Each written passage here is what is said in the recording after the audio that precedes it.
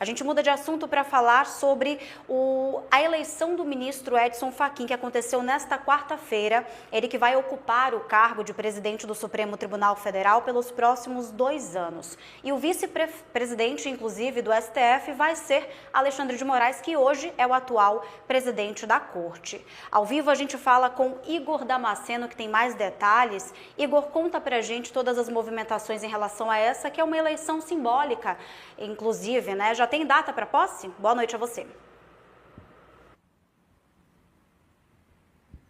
Já tem data, sim, para a cerimônia de posse. Giovana, boa noite a você, boa noite também a todos que nos acompanham. Vai ser dia 29 de setembro, ou seja, daqui pouco mais de 50 dias. Me permita uma correção, o atual presidente do Supremo Tribunal Federal é o ministro Luiz Roberto Barroso. O ministro Alexandre de Moraes, ele tramita ali na primeira turma como relator do inquérito contra o ex-presidente Jair Bolsonaro, por isso ele tem sido tão mencionado na imprensa, mas atualmente o presidente é o ministro Luiz Roberto Barroso. Olha, Edson Fachin foi eleito o novo presidente a partir do dia 29 de setembro, com vice o ministro Alexandre de Moraes, a partir do mês que vem.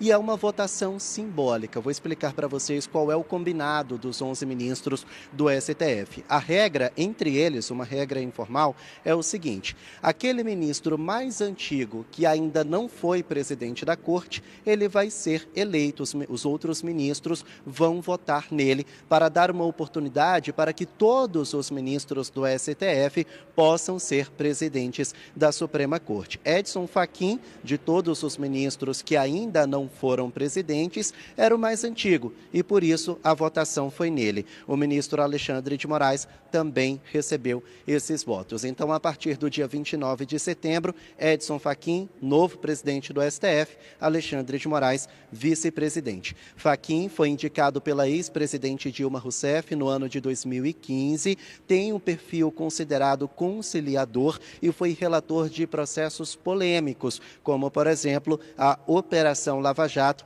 responsável pela prisão do presidente Lula em 2018. Ele é um pouco menos midiático do que o ministro Luiz Roberto Barroso. Barroso, assim como Alexandre de Moraes, aparece várias vezes na mídia. Edson Fachin, um pouco menos, e a expectativa é que ele se manifeste mais nos autos do processo, como manda o regimento do STF, e não dê tantas entrevistas como Moraes e também Luiz Roberto Barroso. Então, cerimônia de posse no dia 29 de setembro, quando ele vai ser oficializado como novo presidente do Supremo Tribunal Federal.